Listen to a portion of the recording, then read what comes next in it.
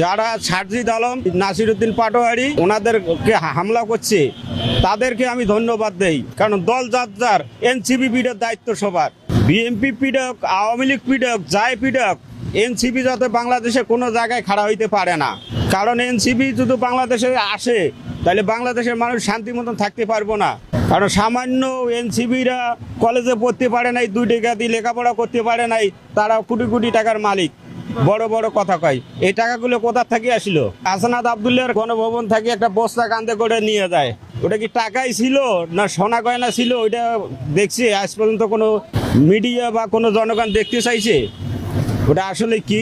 তো ওনারা তো দেশ স্বাধীন করার জন্য বা দেশের ভালোর জন্য যুদ্ধ করে না, ওনারা চুরি করার জন্য এই দেশে গোলযোগ সৃষ্টি করছে। এখন যদি এনসিপিরা মনে করে যে আমরা এই দেশটাকে লুটে খাবো, তাহলে ওই দল যার এনসিপি পিডার দায়িত্ব সবার।